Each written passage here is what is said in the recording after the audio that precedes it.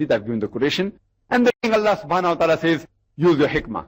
Udu ila sabil rabbika bil hikmah wal ma'zit al hasna wajadilum billati ahsan. Invite all to the way of the Lord with wisdom and beautiful preaching, and argue with them and reason with them in the ways that are best and most gracious.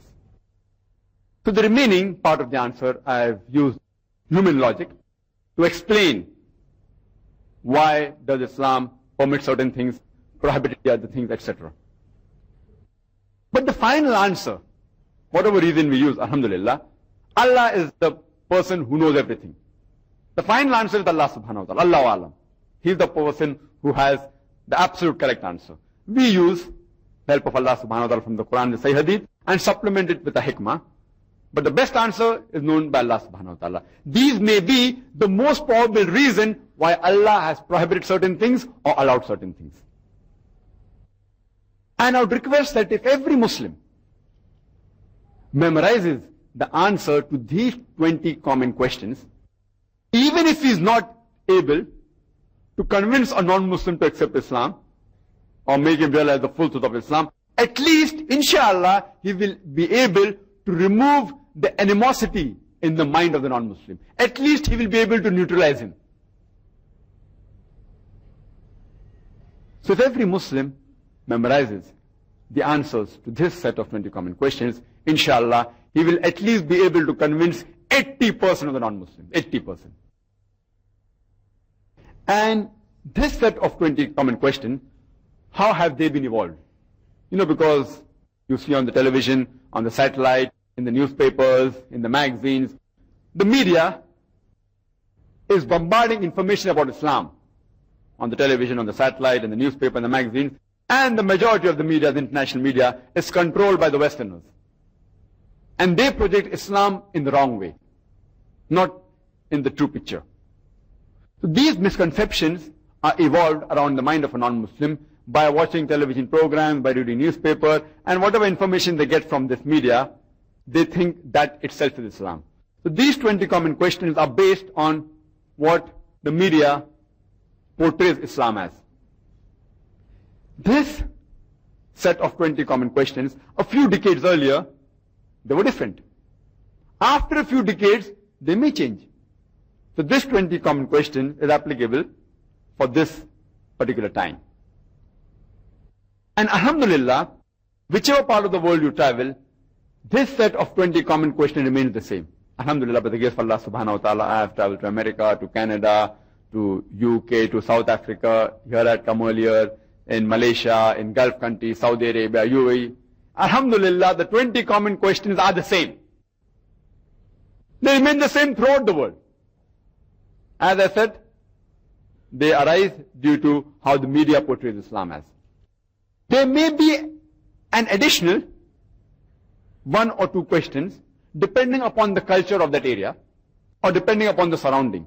For example, when I went to States, the common question was that why does Islam prohibit interest?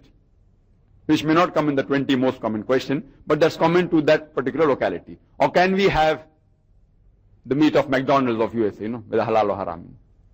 These are additional common questions. And as Brother Arif Sultan said, even here in Singapore, there may be additional 2 or 3 questions. Depending upon the culture, like he said, the Malay person gets married, they feel that he should wear a particular dress or particular cap, otherwise the marriage doesn't take place.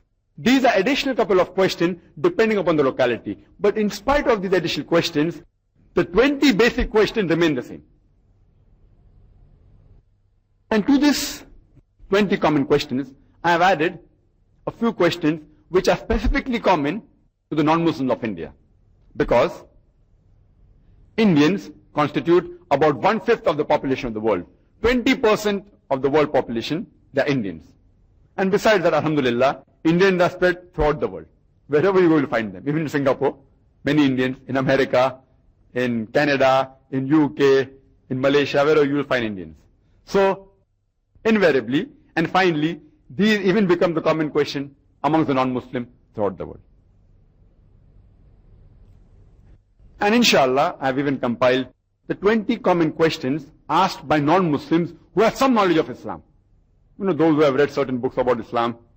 And when non-Muslim reads books about Islam, he normally reads books written by critics, by Orientalists, who give a negative picture of Islam. So the 20 common questions that will come in their mind will be additional. Like if you were asked yesterday, that does Darwin theory match with the Quran? And I gave the reply. So these additional questions, like somebody asked me yesterday after the talk, that many places the Quran says Iblis was an angel, one place it says a jinn, is in their contradiction, and I gave the answer. So these questions, 20 common questions, arise after reading certain literature of Islam, which have been written by non-Muslims about Islam. So we have another set of 20 common questions asked by non-Muslims who have some knowledge of Islam. And both these set of questions have additional 20 set of questions which are less common. So you have 40 common questions asked by non-Muslims, 40 common questions asked by non-Muslims who have some knowledge of Islam. And additional 20 common questions asked by Christians, that's another lot. In such way, if we master these common questions, inshallah, we will be able to do dawah very easily and with hikmah. As far as today's talk is concerned, I will only be concentrating on the 20 most common questions asked by general non-Muslims. Time doesn't permit us to deal with all the 20 questions. Inshallah, I'll try my level best. Inshallah, I'll at least cover the 10 most common questions. And in question answer time, if people want to ask the remaining, they're most welcome. As much as possible, the time that has been allotted to me, I will try and cover as many questions as possible.